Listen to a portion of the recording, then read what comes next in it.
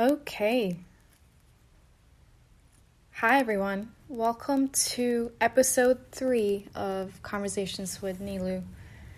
I have been procrastinating on this a little bit, but better late than never, right? So today is Sunday, and the date is October 18th. My goal was to publish a recording on October 17th, but here we are. Definitely trying to improve my time management skills here, so it's a work in progress. So one of the topics I actually wanted to talk about today, and I will not be, was about the book Tribe of Mentors by Tim Ferris. And the reason I was planning to talk about it, I was going to do a little bit of homework before I could go into detail about the book, but I think it's a really valuable book to go through. And for those who don't know who Tim Ferris is a startup angel investor. You know, you could Google his name.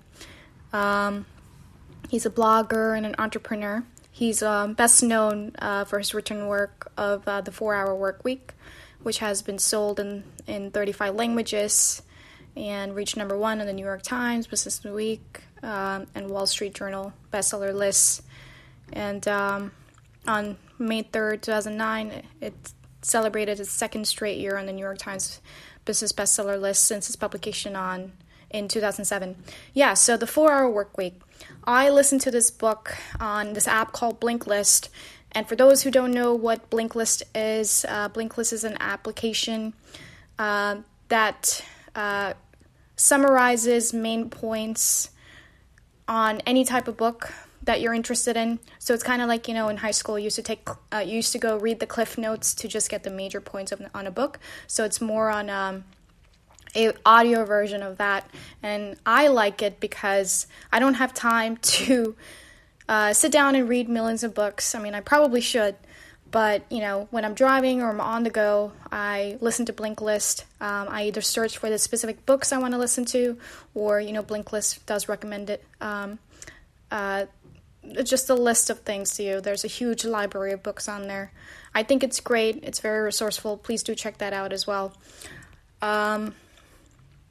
Okay, so other things I want to talk about. The duration of this podcast is only going to be 15 minutes. I will talk more about Tribe of Mentors, Tim Ferriss's book, on the next episode.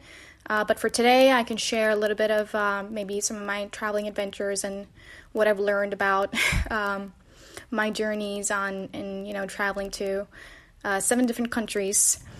So I really think traveling is valuable, and to gather these experiences, to go to different countries just outside of US and see what life is like. It's not the same as watching a YouTube video or reading an article about it or seeing pictures of it online. It truly is a unique experience when you go in person and immerse yourself, in the energy and culture, a different culture of different cities and the people around there. So I was fortunate enough to venture off and do some traveling, get it out of the way before the pandemic hit. So I did go to Hawaii, but Hawaii doesn't count in my book because it's just another place in the U.S. And when I went there, it felt like I was just going into another state in the U.S. But Hawaii is beautiful nonetheless. So in November of 2019, I went to Tokyo, Japan for 5 days. So my experience, this is when I was living in California, and it was a much shorter flight when I flew there. So I would say my input about Tokyo, it is an amazing city. It is absolutely very well built. Their infrastructure is just absolutely immaculate. Their trains are immaculate, so clean. It's very well built.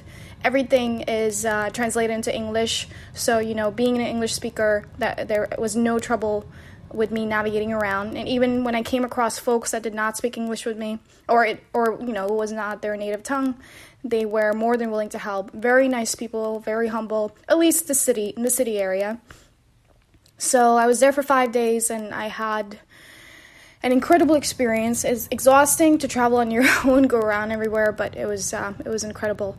I remember walking the streets of Tokyo, and it felt very surreal to be there.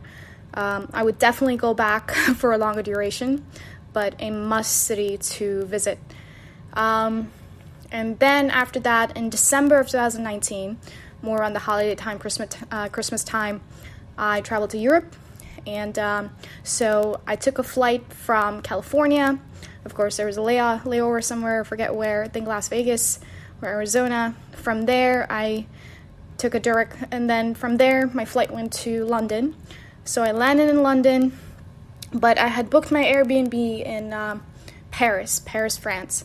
So I had to take one of those trains to Paris, and at the time it was holiday season. I did not prepare well. I was making spontaneous decisions. Don't be like me. Don't do that. So the tickets were quite expensive, but I needed to get to my destination. So it was a good experience being on the train. I forget the name of the special train. It's blue, and I cannot recall it off the top of my head now, but if you Google it, it's a very popular transit system. You'll be able to see it. It connects, I think, all across Europe, especially from London to other countries in Europe. So I got to Paris late at night, and wow, it was scary, I didn't know anyone there, French is not my native language.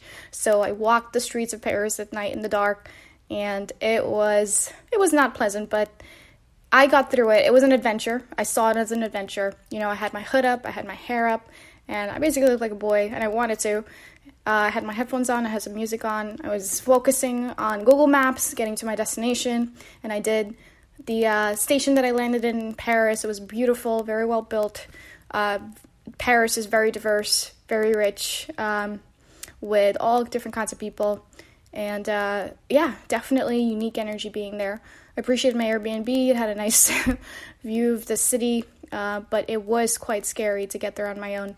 However, I did make it, and from there, basically, I explored Paris a little bit, and at the time, there were some riots going on, and the subway system was shut down, so I was not able to experience that, but it was still quite a city. So I did visit the Eiffel Tower, and that's all I did. I was a little scared to explore a bit more with all the riots going on, and I don't remember specifically what they were in regards to. I did look up the information at the time, but this was back in December 2019, so if you're curious about what was happening around there, please do Google it. Where else did I go after that? So yes, I traveled to Brussels. I went to Belgium. Brussels was, wow, amazing. I felt a little bit safer there than I did in Paris, to be honest, because of all the ruckus, but Brussels, they also speak French, and I remember riding the train there. I booked another spontaneous Airbnb. I was only there for one night, but I tried to see as much as possible one night that I could. But it was a good experience. I wish I could have stayed there longer. Just by me being there, just one night, it was, I really liked the people. Very, very nice. Everyone that I came across was willing to help me, give me directions. Even if they did not speak English, they were willing to, point me to the right direction. So that was great. And then after that, I went to Barcelona, Spain. Wow, what a city. Very, again, rich in culture. I was truly amazed. I would definitely go back there again. I also ventured off. I saw the Gothic architecture. My Uber driver, I tried to have a conversation with him in Spanish. I did have to use a lot of Google Translation, but that was quite an experience. Beautiful city, Barcelona is, and I would definitely go back there again. Where else did I go? So after that, I pretty much went back to London. I wish I could have traveled more, but I went back to London, and then from there, booked another flight to go to Amsterdam. And of course, Amsterdam is a very trippy city to visit. It was another adventure. I met up with a friend there, and we walked the streets of Amsterdam. It was a very unique experience. Of course, a lot of stuff is legal there. Weed is legal there. So, surprisingly enough, they were playing reggaeton music everywhere. That was really funny to see. But people from all walks of life, walking around there. And I remember going to this pancake house, having some pancakes. It was very cold when I went, obviously, because I went in the dead of winter, December. But I'd definitely go there. Went to the red light district. If you don't know what that is, definitely Google it, look it up. That's all I'm going to say. Quite some provocative stuff goes on there. And overall, was only there for 1 day and 1 night. Booked an Airbnb there as well. Our host was amazing. She was super helpful. The room was comfortable. Airbnb has been a lifesaver traveling. And after that, returned back to London, spent the New Year's in London. Just watched the fireworks on TV because by that time I was exhausted.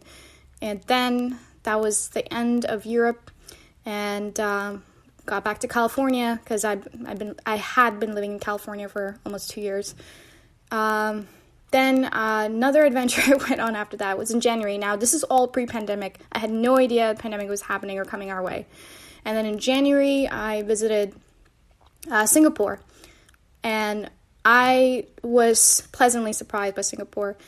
Progressive city, so much diversity, very well built, very industrious. Economy there is booming. I did not see one homeless person out. Everyone had a job, which is amazing to see.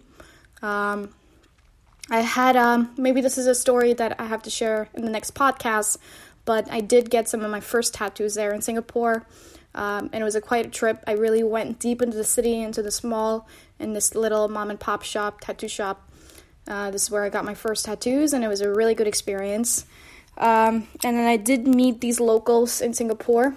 That was also a unique experience for me. I met these 2 teenage girls who I did not know I was going to encounter them, but they kind of gave me some insight about what, the local life is like in Singapore.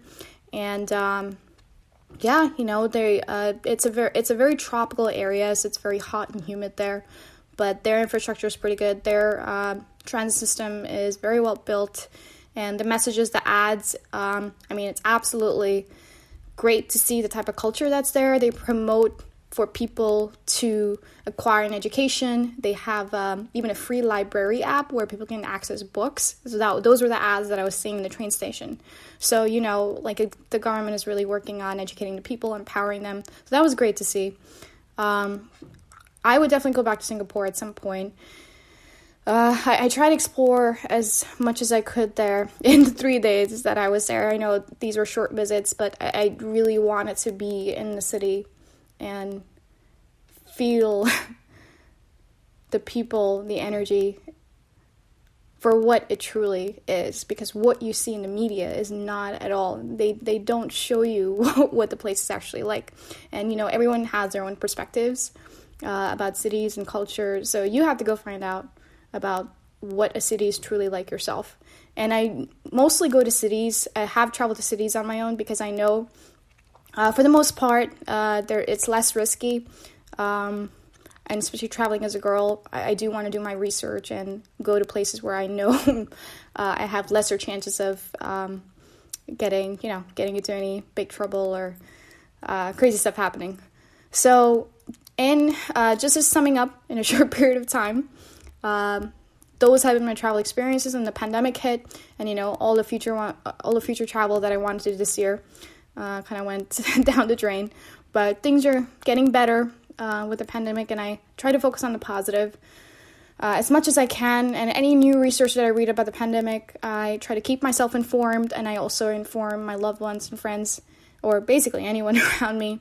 So please take your vitamin C, vitamin D, and zinc. Those are the trinity of nutrients that are going to keep your immune system robust. So thank you for listening again. Thank you for tuning in. Hoping to have more topics, more things to talk about in the next podcast. And I will think about increasing the duration of the episodes as well. I hope everyone is staying safe out there. Best wishes. Please take care of yourself.